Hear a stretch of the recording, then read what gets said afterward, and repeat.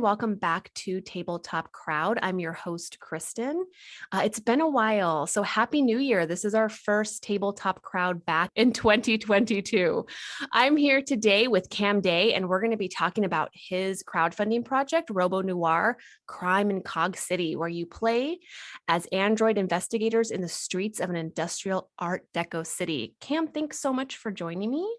Thank you for having me. Yeah, I'm really excited to talk about this project. Before we jump into the project itself, can you introduce yourself to our listeners, tell them a little bit about who you are, and then talk to us about RoboNoir? Sure. So, hey guys, as Kristin said, I am Cam. I own and run Daylight Publications, LLC, New Hampshire's only registered role-playing game company here in the state, which is pretty cool. I am a New Englander through and through. And, with that comes all of the love of, I'm not an avid hiker, but I do enjoy a nice hike now and then. And that, love of nature and history and storytelling has kind of brought me to where I am now of owning my own role-playing game company. When I'm not designing stuff, I am a middle and high school history teacher here in Manchester, which is one of New Hampshire's biggest cities down here in southern New Hampshire. So bringing a little bit of that mountain spice to the city, meaning steel toes and flannels in the classroom. And most of the kids are like, what are you wearing? And yeah, it was just, I've been playing RPGs, mostly D&D for 12, 13 years since I was in middle school. And then eventually when I was in college, decided to try out the DM's Guild. And yeah, that's pretty much been the beginning of the end, or the beginning of the new chapter. So that's awesome. I love it. I like that you said, before we go back into games, I like that you said the hiking, because I'm in Oregon. And so, yes, I am, although I'm not from the state, I also enjoy hiking, and you kind of have to like the outdoors to be here. So I get that. I get that. And Daylight LLC is the only RPG company in New Hampshire. Is that what I heard? Yep. The other big game company here in New Hampshire is Tabletop Tycoon. They're actually in Manchester. So games like, games by Starling Games, so stuff like Everdell, which is an awesome board game folks might have heard of, where you play as woodland creatures bringing stuff to your tree to store away. A couple other big games, but yeah, we're the only one, as far as I know. I have not seen anyone else. So that is very cool. So currently you have a crowdfunding project on Indiegogo, RoboNoir. So can you tell me a little bit about this game? Yeah, so it started when, so my friend Alex Coggin, who has done art for a bunch of our other books, played in a bunch of my D&D games, reached out and was like, hey, I know we had chatted originally about you trying out doing a zine sometime. Do you want to try doing it this month? Because with Kickstarter announcing they were going to start incorporating blockchain and crypto and potentially getting to NFTs, which is all a bunch of stupidness and makes no sense at all, because they're alienating like 90% of the people that use them. I was like, crap, now we got to look for somewhere new to try stuff out. And I had supported stuff on Indiegogo before, but I had never actually put anything on there. And I had considered doing Zine Month, which traditionally is February, as you said. But Kickstarter, who would usually host it during February, decided to move it to August for them to line up with Gen Con, which a lot of folks were kind of like, what? That seems like a little too much. Mm-hmm. So Alex was like, hey, do you want to try out doing this as kind of a test run? Because, after our last two setting books, Supers and Sorcery and Comets and Cockpits, we've been working on our next one, Spellpunk, Solar and Sunder. And we were working on it. We had a lot of the writing together, and then the Kickstarter announcement happened. So we were like, where are we going to crowdfund it? Mm-hmm. And Alex is one of the main artists for that. And so she and I chatted, and I was like, hey, I've got this little game that's been sitting around in my Google Docs. What if, and I figured, okay, we'll do this. We'll give it a test run. We'll do it during Zine month for Zemo, and we'll see how it goes. And that'll kind of be sort of a toe in the water before jumping into, potentially using it for Spellpunk. And so I had to go back and look at it. And, growing up, I'm a very strange 23-year-old in that we grew up with tons of old movies at home. Alfred Hitchcock, old Westerns, that kind of thing. But I have always loved detective stories, and I've always loved, Casablanca, Maltese Falcon, Sherlock Holmes, anything noir. I was like always for. And I was a big Bionicle kid growing up. Loved Bionicles. They were my favorite Lego. And when Bionicle ended, or at least the first generation of Bionicles, you had Hero Factory. Kind of these robots from Hero City. They would go out on calls to different planets and fix stuff. And at first, when I was younger, I was like, oh, it's just so stupid. It's so dumb. And my older was like, actually, it's pretty cool. And so I had this idea sort of from having conversations with a couple of different friends of mine of, what if, rather than 5th edition, we try a different system. I was like, well, I'll try making my own. We'll see how that goes. And I've always loved D12s. 12 is my favorite number. And it is, in my opinion, the prettiest of die. It's so little love. So much controversy. So, I know. I'm putting out chum in the water here. Hot takes. Wow. I know. But I also, the first RPG system I ever worked on, Black Void Games, that goes through Modifius and Black Void Games, was a D12 system. So that was something cool to work with. And so I was like, oh, I want to, bring that in. And so RoboNoir, kind of evolved. And then I talked to my friend Laura Renfrew, who's my partner on the project, who does all the art. And like, without Laura's art, it would not look as good as it is. She, I was chatting with her because she and I have worked together on a lot of stuff. And I was like, oh, I had this idea. And she goes, oh, I did a Columbo bot for Inktober a couple years ago. And she sent me a picture and I was like, oh, let's do it. She was like, yeah. And so I had to start with the first robot I designed, because the idea is with RoboNoir is that you start with a template of there's several base robots who are based on detectives from pop culture, and you build around that detective. Each of them has a unique ability, unique gear, a unique amount of money. And I had to start with a detective who was an homage to Magnum PI, because we grew up on Magnum PI. My mom and my aunt had this huge crush on Tom Selleck. Still he has aged very well. Agreed. If you all can't tell by the buy flag hanging behind me, although if this is video or audio, and we always grew up watching Magnum all the time. So I was like, I have to make a Magnum robot. So we called him Stash, in Leet speak, with a 3 for the E. And Laura just did this great piece of him. It's on the Indiegogo page. He's got a holographic floral shirt like Magnum would have, and his legs are patterned to look like tight jeans, because Tom Selleck would always have very tight, those tight shorts from the 80s, and the mustache. And the mustache. Sorry, I was looking while you were talking on the Indiegogo page. That's amazing. All good.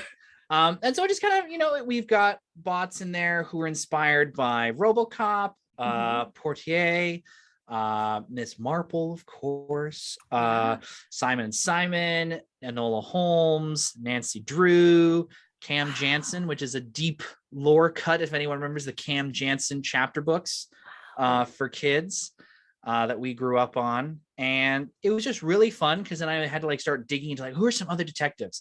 And one of the perks you can get if you back it is you actually get to design your own detective, and that you can bring into So that's one of the fun perks is, and we're kind of going to do it like playbooks. Like we'll release the core book and then we'll release like a new wave of detectives that folks can play as, which is a fun way to sort of, and it's, they're really easy to do.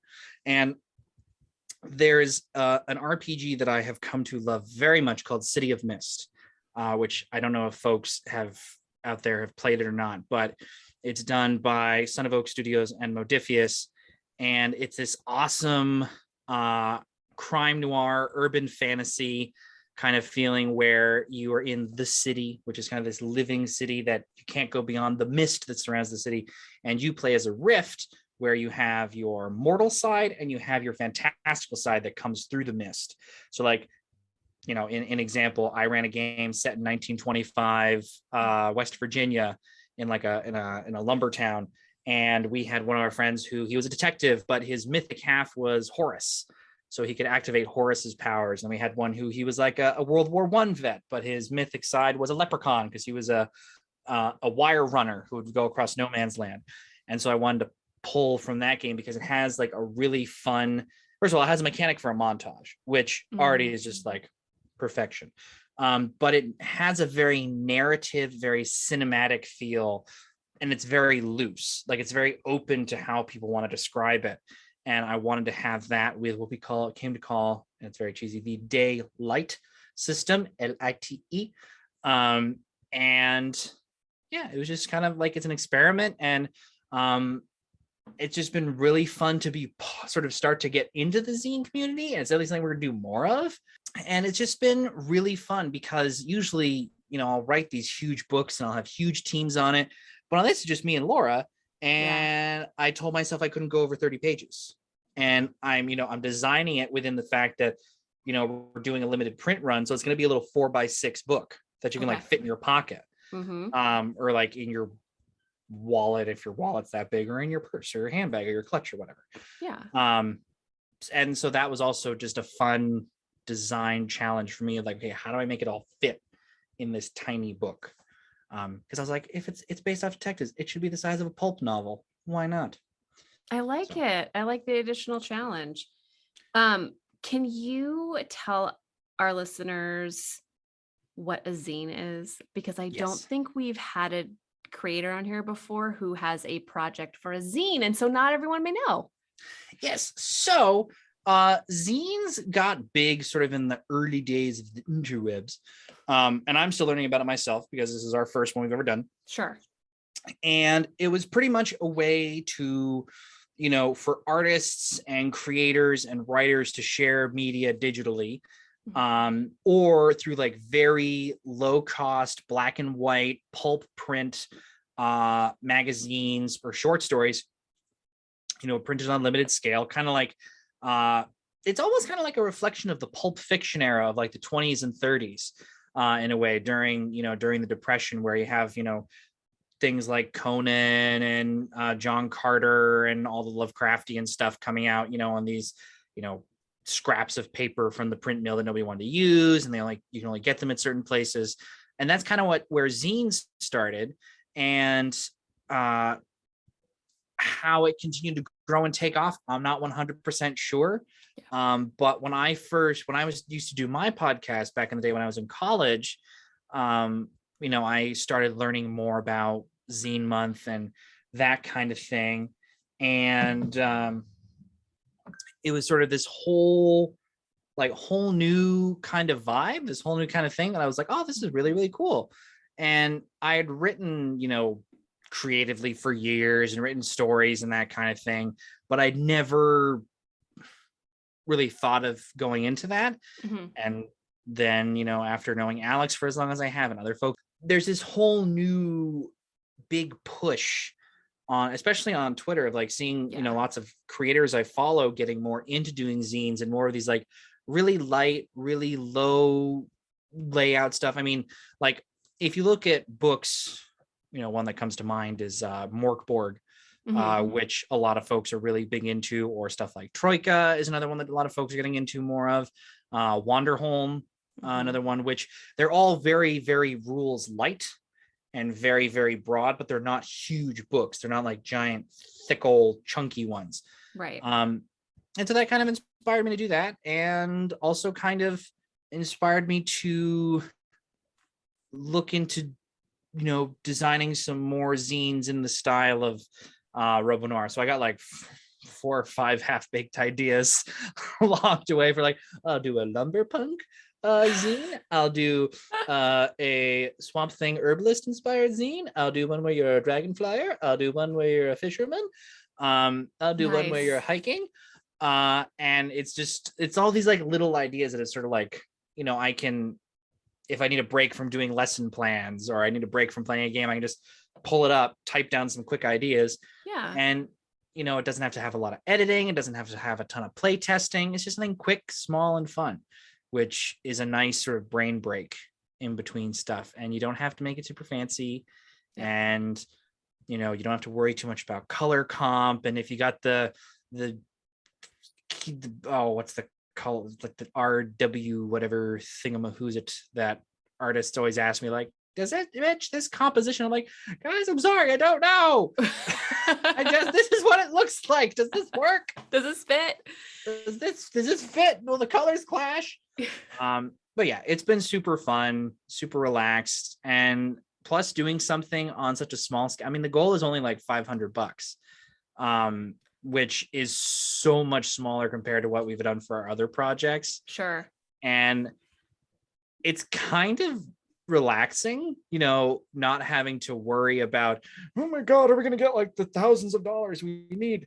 Right. But, just, getting enough to pay for the art and pay for some printing and shipping and, go from there. And the nice thing about Indiegogo is that it has a flexible funding option, which, if you don't make your goal, you get to keep whatever you want, but Indiegogo takes a little bit of a higher cut, which I think is, honestly really helpful. And it also has the on-demand feature. So if you can keep earning money as it goes up until when you deliver, the book, and then you can always choose to relaunch it to do another limited run, which I think is something really cool. It kind of harkens back to, the big days of literary magazines. And, I remember when I was younger, we'd get Ranger Rick and like Lego Club magazine.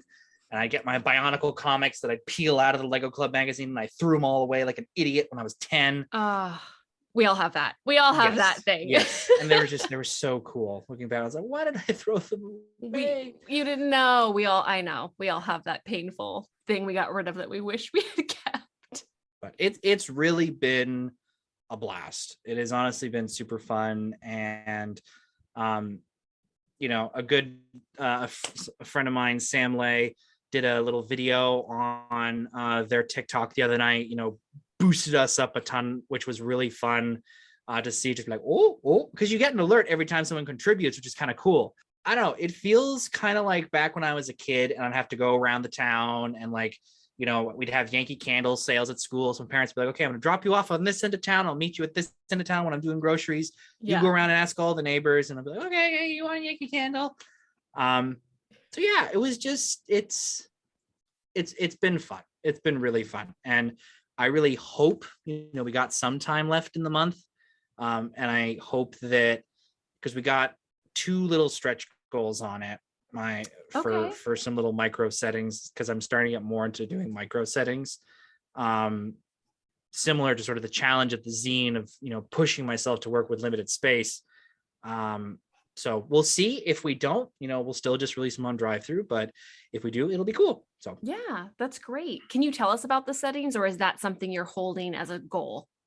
Oh, no, they're on the page. They're on the page. So the first one is Espamena.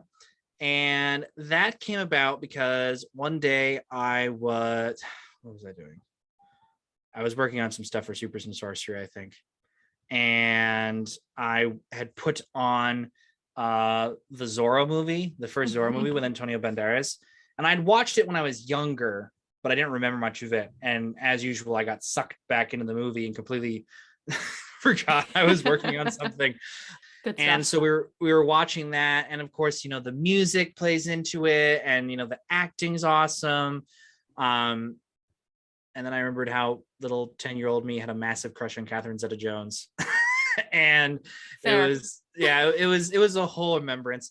And I got finished watching that, and the idea that sort of came through my head was, what if there was a world where a way that you could rise through social class was by winning duels? Like if there was an actual mechanic for that. And so I was playing around with it and I started writing it up, and it kind of evolved into, this little sort of archipelago of islands that had been, untouched for millennia. Mm-hmm. And this group, of refugees sort of finally find a way through with these wizards called Waimrin, who, can control and speak with the weather. And I really worked in a lot of sort of my New Englander, my dad's a forester, my mom's a soil scientist. My mom's dad ran a lumber business for, almost 30 years, and they now own and operate a plant nursery. So, the connection to our family to nature is very, very intense. Yeah. Our dad would be like, we'd walk into the hike woods. He'd be like, "What type of tree is that?" I'd be like, silver birch." He'd be like, "Close." And he'd quiz us. And so I played around with that, and I was like, okay, I can't go too hard. I want to keep it under this page limit, because I was in still that RoboNoir mindset of like, I want to keep it small. Sure. And so it evolved into, I was like, okay, there's got to be enough opening lore to get it, to have it like give it some life. There's got to be enough about sort of how the people or the government works to give it a base, and then sort of a fun, unique mechanic to it. Mm-hmm. And so I developed all the trade houses. So in the world of Espomena, there are 9 trade houses that over time they earn money, or there are ways for you to be elevated into it through a mercantile system. So I did all this research on like old school mercantile systems, and I was talking about economics with my students at the time. So it was like little bleed through, and happens. And so I built the trade house, which was fun. And I also was like, I want to have a lot of representation. So a lot of the trade house leaders are LGBTQIA, or a lot of them have disabilities, which is really fun to sort of create and build it as part of their character. So like one of the trade house leaders of the trade house, who sort of is all about marine biology and marine ecology, they were born without legs below their knees, which I knew some kids growing up who, they were born without one leg or the other. And so they used their learning as part of the house to build their own prosthetics modeled after different marine life. And the artist, I have my friend Millie, who I met on Twitter. They did a commission of an OC of mine who's like this old orc samurai turned grave domain cleric. So he's kind of like an old grumpy grandpa of an orc. And I was like, I have this idea. And she was like, oh my God, yes, I will do the art for it. And she sent me the sketches. I was just like, oh my God, it's so pretty. And then my friend Anna, who, I invited into a game, one of my Eberron games, she read it and she's like, oh, what if Cam, to add to because I built the dueling system so you can win reputation through dueling with your performance skill, or actually like winning combat, or you can earn infamy by bullying or by backstabbing. Yeah. And she's like, what if you could make a mechanic to propose to people with dueling? And I was like, do it, put it in the book. And she was like, okay, I will. So it just kind of blossomed into that. So that was Espomena. And then the other one on there is Morketh, A World of a Thousand Isles, which that is like my OG homebrew setting for when I was like 10, that I had been building and developing and growing and building and like putting aside for a little bit, coming back to, putting aside for a little bit, coming back to. Okay, come here. If you're going to chew on my wires, you're just going to get comfort. We have another special guest, listeners. It's Freya, the beautiful cat. Yes, my little tortie. And so we originally were going to do a big campaign for that, but then they kind of fell through. So we ended up I tried doing a world anvil for a little bit. It wasn't getting as much love as I wanted to. So then I pulled it back, and we originally were going to do a monthly magazine of it on drive-through. And I was like, no, yeah, but people aren't going to want to see, they're not going to want to get the lore piecemeal. So I decided, hey, we'll turn this into a micro setting instead. Sure. And so that's the second one. And that's just started off a whole new little series that I've got a bunch of friends of mine working on. You know, we got one where it's kind of inspired by Horizon Zero Dawn, which is very fitting considering Horizon Forbidden West just came out. And we've got one where we were just, the original idea was undead living side by side with normal people in a neon city. And then we just started doing like a bunch of Fleetwood Mac puns. And so now it's like the top half of the city is like Flower Child paradise ruled by liches potentially who may or may not be modeled after Fleetwood Mac. And the underside of the city is where like it's all techno-y and stuff. We've got one where it's like there's a blizzard, the giant blizzard that happens every 1,000 years, and it's done by a fantastical version of the Pokemon Frostmoth. And it just all these like little stupid ideas that I had that I'm like throwing at my friends, and they're like, we'll do it, we'll take it, let's make it happen. So it's just really fun to like work again in that. I'm like, no more than 10 pages, just enough lore to get people started. Yep. And like one or two unique mechanics. And I did a little poll on my Twitter page the other day to see what other systems folks want to start experimenting, because there have been some rumblings about Wizards potentially getting to NFTs, and I'm like, I don't want to make more Wizard stuff if that does happen. So looking more at Pathfinder and Powered by the Apocalypse. So a lot of folks were like, hey, we'd love to see some Powered by the Apocalypse settings. So I was like, oh, I didn't realize a lot of folks were asking for that. So we're going to play around with doing that and some Pathfinder 2E stuff. And yeah, just kind of see where it goes. And PBTA is so popular, so that's not surprising. It seems like a really good system for you to go to if you are going to decide to move away from D&D for a while or forever. That's a good system. It's always been really popular, in indie gaming, but especially after Magpie did Avatar. Avatar obviously comes with its own enormous fan base, but now even more folks are going to be aware of PBTA, which is very cool. So that's exciting. I'm glad to hear you'll be doing some of that in the future, possibly. Just a couple of questions. I know you mentioned a D12, which you are on record, Cam, for saying is the best die. I just want to remind folks. Yes, and I will stand by that forever. You will die on that hill. Yes, to the point that I am working on building my own version of a full, like I was over at my fiance's, so she's Catholic, and so we had to go do a pre-Cana. Sure. For all the Catholic folks out there. I'm not religious myself, so it was a little awkward at first, and then it actually turned out to be pretty good. And while I was over there, we were doing her family doesn't do Valentine's Day. They do fried chicken and zombie movie night. Only we didn't do the zombie movies. We just had fried chicken this year. And I was sitting there and I'm thinking, because I was checking on RoboNoir, and I had the daylight.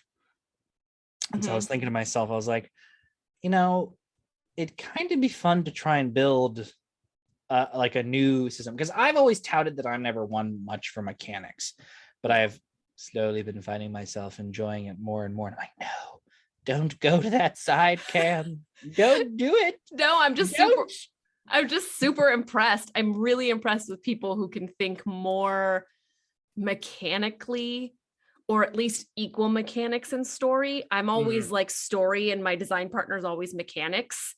And I can do some, but I am not mechanic led in my design. And I'm so impressed by people who are. So we ran into that issue when we were doing Comets and Cockpits, which is our latest setting book, which is hopefully the first book will be coming out soon, hopefully.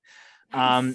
It's a two-parter setting book, but the first book is set on this giant planet.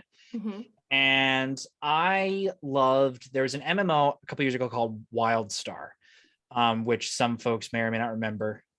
Rest in peace, WildStar. You were taken from us too soon. But it was like super cartoony and stylized, and the lore was really cool, and the music it was just really fun. Yeah. And so that was kind of one of the big inspirations behind Comets and Cockpits. But we ran into the thing where I was like, I want a huge planet, like none of this Earth-sized planet stuff. Like I want it to be massive. So we had the starting zone where like all the homesteaders and junkers are, and sort of where you start off is about the size of Russia, which I realized, okay, Russia is like 18 million square miles, which is huge. And then I was like, okay, so that's a big chunk. Let's go bigger. Let's do more. Just insert that meme from Doctor Who of like, should we stay safe? Should we stay fed? No, you said let's make it bigger. And so I was like, we're gonna make the planet the size of Jupiter. And a couple of my friends who are working out they are scientists, like, Cam, the gravity. I was like, shh, no. We don't need to worry about the gravity. We don't need to worry about the physics. It's okay. It's okay. So that was one of those infamous moments where they're like, okay, whatever, right? We'll go with it. So when I was thinking about the idea for, it is currently called the Day Heavy system. It is likely to change. When I was thinking about it, I was like, one of the things, I do love D&D, but one of the things that always bugs me, especially because I'm running it right now as an enrichment with some of my kids at school, and I have, 7th graders to 12th graders, and the older kids are definitely better with it, but the younger kids, there's still some stuff that they struggle with. And I was talking with a buddy of my friend Kai Linder, who, if you guys have not seen any of Kai's stuff, please go check him out. So I was chatting with him because he's in the UK, and he also has been doing an RPG stuff with his students. So he and I were kind of chatting about that and sort of like talking about some of the things where kids get stuck and kids get confused. And so the big things were class abilities and especially magic, which there is a reason when I get to play, I rarely play magic users, because it is really complicated. It really gets, frustrating after a while. And so that got me thinking and sort of mulling it around. I came up with this idea of, one of the things, I love 4th edition D&D. 4th edition D&D is where I really got into it. The way they did that is sort of rather than there being magic, the classes had spells. Or the classes had powers, and the powers themselves were spells kind of as a power. You had at-will powers, encounter powers, and daily powers. So sort of instead of like action, bonus action, short rest, long rest kind of dealio. Right. And I was like, I really would like to bring some of that back, because they also were really good about like sort of clumping classes together. Like not physically sort of like we smush them and we make them a dish, but more of like putting them together based on kind of the theme. So like you have your martial classes, you have your divine classes, you have your primal classes. And so I was kind of doodling some, like, I was like, I need a piece of scrapbook paper. And Natalie, my friend, she's like, we're making chicken right now. I was like, I need paper. I need paper and a pen. And so I just like wrote this all down super fast. And so it's still in development, but it's kind of like the idea of just condensing a lot of stuff, keeping a lot of stuff locked into certain places. Yeah. Making classes less complicated, making magic less complicated, and focusing a lot more on race and on background. Because I feel like if you are born a person, you should get way more benefits from being born a person, and sort of shifting again away from that sort of the whole bioessentialism issue that Wizards and D&D has had for a long time, which hopefully they switch more to the lineage system, which would be nice. And sort of thinking more about how does one's environment, one's family, one's, culture influence them and affect them and change them, which again, I'm currently talking about cultural geography with my students. Nice. So more of that bleed through, even if I don't mean for it to happen. And yeah, just kind of focusing more on that. And I've always been a proponent of, backgrounds do not get enough love in 5e, really, because there's so much more you could do with backgrounds rather than just here's some skills, here's some gear, and a feature. It's like, hello? I know. Can do a little bit more. Yeah, a little bit more story, right? Instead of just, like you said, gear or stats. I love that. And that's one thing I love about, so many systems, not just PBTA, but like all the relationships and tie-ins you can do is really cool. You mentioned being able to play different types of characters in RoboNoir. Is it like a playbook? Or is it like a character sheet and you can kind of design your own robo person? So it's I would say it's more like a playbook, probably, in that like you have, so everyone starts with base stats and you get to boost them, and then you add your detective stuff. And the detective is what boosts your stats to get your final scores for your guts. And I can't remember what the other thing is right now, and I just literally looked at everything before the interview.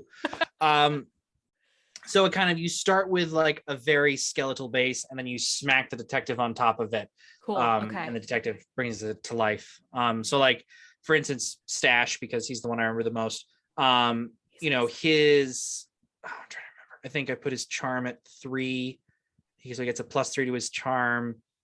Cool. I mean, the stash alone. Yes. I forget the exact numberings, but like his ability, if you're ever doing a tail during a case, you know, you'll get bonuses because you are driving a sports car, so it is faster, but you get negatives because you're in a red sports car. You don't really blend in to the average person's area. So that was kind of one of the things there. I like that. That's cool. Yeah. Or with like Marple's robot, you know, she's obviously an older woman in the Agatha Christie stories. So she gets benefits when talking to older robots that younger bots might not have. Or what was the one another one was with Cam, with Cam Jensen's robot. You know, she can perfectly remember a scene from a previous case that she can record and save for, you know, one that you guys might use, but it has to be within so many cases. Yeah. So yeah, they're more like playbooks. And now I gotta go and get like a copy of Dungeon World and Powered by the Apocalypse, so that way I can read back through, because one of the only first systems I played other than D&D when I got to college was Dungeon World, and was Powered by the Apocalypse. Yeah. And getting to, it was so much fun. I think my guy was a slayer, so he was like a barbarian. His name was Thoth Dahoon, if I remember correctly. He had a giant mohawk and a giant serrated axe, and that's about all I remember, because it was very. I think those are the important details. Yes, so. yes. Mohawk, saw, chisel, buzzsaw, axe. Yeah, those are the important things. And cool name. So I don't think you don't have to remember anything else. No, obviously not. I've been seeing a lot of my friends moving from D&D to Vampire the Masquerade, because I think it's like its 20th anniversary or something, 20th or 25th anniversary. So I've been seeing lots of folks make the switch over. And I also have played Vampire, which was also very fun. I was a follower of Set, and they were like, "What do you look like?" I was like, "I look like Riz Ahmed because he's hot." And that was about my answer. And they're like, "Okay, that checks." Awesome. So your RoboNoir, which that's Crime in Cog City. That's pretty cool. I really like that. It's on Indiegogo until February 28th. Am I getting that correct? Yep. Perfect. And then afterwards, whether it hits its original goal or not, did I understand correct that you have an option to like keep it going, or folks can continue to buy it? How does that work? Like, let's say someone listens to this. I was going to say on February 29th. Let's say someone listens to this on March 1st, but they obviously like the game because it sounds super cool. What can they do? As far as I know, and again, I'm still learning and figuring things out. Totally. As far as I know, what'll happen, I think, is that it will, like, the chunk that we get, you know, that will lock, and then that will get sent to us, I think, and then it'll be on demand, so it'll continue to earn a little bit, and then whatever I think we get in the on-demand period will then get sent to us after we deliver whatever, you know, when the PDF comes out, because the PDF is done. Like, the PDF's done, all the core art's done. Okay. This is really to pay Laura, because she did all this, you know, which was awesome. So to pay her, you know, put a little bit aside for me, because I am a teacher. I don't make a lot of money. And to put out sort of the test print run, because we're only doing 10 print copies. Okay. So kind of playing around with that, and to pay really for shipping and stuff. Of course. So really playing around with that, figuring out how that whole side of things work. So really anything we would make in demand, you know, we'd have to, you know, see what happens there and where it goes, really, because again, this is our first time kind of figuring it out and playing around with it. So it'll just kind of be like a learn as we go kind of dealio. Yeah, I like that. And I think that with there being more crowdfunding options like Indiegogo or Itch, I know there's some others. We're all going to kind of be learning about that. And so I appreciate you being like upfront and honest about it, because most of us that make games, or sorry, not most of us, a lot of us that make games, this is not our full-time job. This is a passion project. We have other jobs or we do other things. And this is, so we're still learning about crowdfunding and about all this stuff. So really appreciate the honesty. I've heard good things about Indiegogo, so I'm excited to see how this plays out for you. Yeah. And that's one of the things I always try to do is be open and honest about how stuff works, especially when, we did Supers and Sorcery, which was our first book. And, that only, we raised $12,000 for it over the course of a month, which was, it was super cool. It was really awesome. Yeah. But there was a lot of folks who, got frustrated. We still delivered the book on time, but then they got frustrated because we did it, as a POD code through a drive-through rather than just mailing them the book directly and printing ourselves. And I was like, listen, guys, you got to understand, we do not have a giant printing house. We do not have the budget to print off, oodles and oodles of copies and get them shipped to our house. That's why tools like drive-through is there. And that's why they've built drive-through RPG to be able to do the print on demand to fund it through. So I'm sorry that you don't like paying, $20 here and then another $20 or $30 here.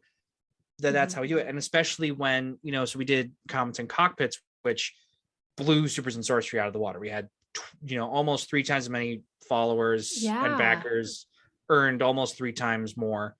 And the thing we ran into there is that we have 2 really big books. And, book 1, Geographica Adelphos, is clocking in at almost 300 pages. So, and when, starting last year, January, Lightning Source and One Bookshelf had to up their printing and shipping costs because of, obviously, with the pandemic, paper and ink and cardboard are 2 of the big things that have been in short supply and short demand.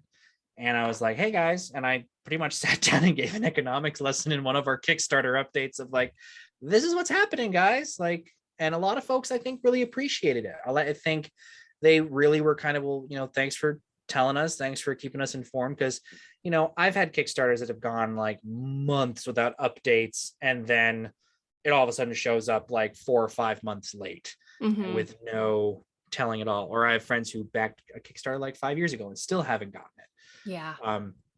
That happens. Those big, but that's one of the big things. And that's one of the fun things about getting to try out doing stuff on it on Indiegogo, and maybe even we'll try out stuff on Itch, is being able to share sort of what the journey is and what we're learning along the way. So absolutely. And I have not crowdfunded on Itch myself yet, but I have a friend who did, and it was a good experience. I know we are almost at time. I'm super excited about RoboNoir, Crime in Cog City. Is there anything else you want to tell us about, or tell our listeners about the project itself before we wrap, or any other projects you have coming up that you might want to tell folks about? The only other thing that I would want to let folks know about is, if you are someone who might be listening, or someone who might be interested in getting into DMing, or might want to like try it out, or is nervous or anxious, doesn't really know how to start, over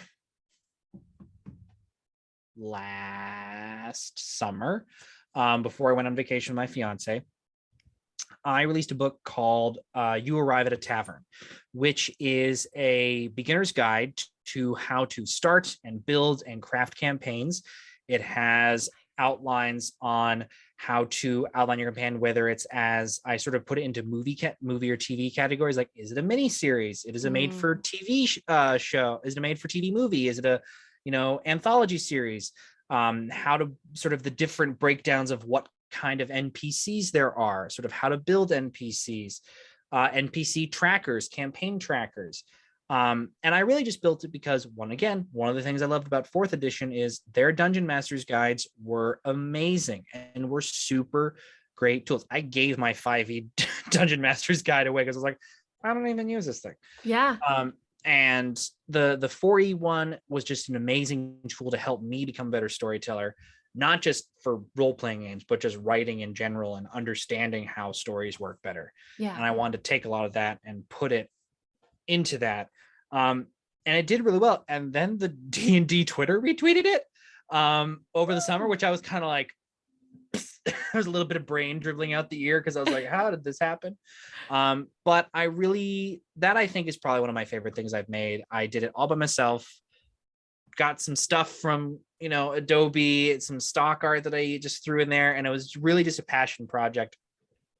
So I really like pushing that for folks to use as a tool. And, if you are anxious and you don't know where to start, I was there too myself 12 years ago when a family friend gave me a box full of a hodgepodge of 1E, 2E, 3.5, 4E stuff. And I was like, here you go. So that tool is there. And I always like to tell folks about it. And once we start getting some of our micro settings out, that'll be a perfect couple, because you'll have your little mini Dungeon Master's Guide and a little mini setting. And then you have a good start that isn't too overwhelming, because I can definitely understand that lots of setting books. I love big setting books. I never will not, but they're intimidating. And I 100% understand that, especially working in a school where we do not have a lot of very good readers. And the bigger the book, the more intimidating it is. Yeah. So I totally understand. Yeah. And it's called, so you walk into a tavern? So it's called You Arrive at a Tavern. You Arrive at a Tavern. Beginner's Guide to Crafting and Creating Campaigns. So. And where can folks find it? They can find that over on DM's Guild. It is currently an Electrum seller, so it's got over 150 sales. Nice. And folks are loving it. Folks are enjoying it. And I hope that, I am able to give more folks a little bit of guidance with that. That's the teacher in me. Always wanting to help. No, that's great. I love it so much. And Cam, do you want to be found on the internets, on Twitter? Do you want to plug that, or would you prefer to remain anonymous? So you guys can find me on Twitter. That's where I do most of my posting. At DaylightPub1066, all lowercase. I probably post way more than I should. I retweet lots of art. So I'm also fancy myself a bit of an art director, art agent. I have tons of my friends who are like, I'm gonna tweet your art all the time. So at DaylightPub1066, I'm more than open to chat with folks. But yeah, that's where most folks can find me, either retweeting art or sharing my stuff or sharing lots of pictures of my cat. In between the RPG stuff. Perfect. Well, thank you so much for joining me, Cam. And folks, again, RoboNoir Crime in Cog City is up on Indiegogo. You can check our show notes for the link, not only to Cam's Twitter, but also to RoboNoir. So go check it out, tell a friend, and thanks again for joining us.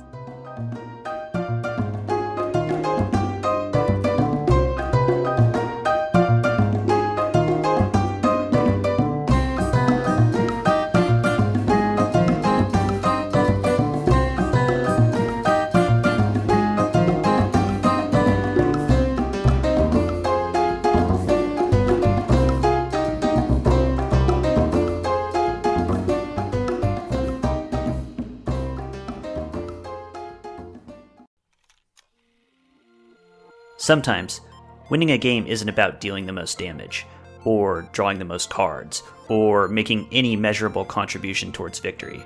But hey, just because you don't have the stats doesn't mean you're not a f***ing gamer god, alright? Enter The Intangibles, a podcast on the Geekspective Network, where me, Kenny, and my brother Matt break down all the things that are hard to quantify in games. All kinds of games. We're talking classics like Sonic's the Hedgehogs, and chess, and 3D Pinball Space Cadet. Great game, by the way. We're talking new releases like insert latest trending games on Twitch here. Single player, co-op, competitive, card games, board games, role-playing games, play-by-mail games, the Wakes. We do deep dives into our favorite games, digging into the intangibles that make them great and the intangibles that will make you a better player, and hey, maybe even a better person. Check out the intangibles on whatever the heck platform you're listening to right now.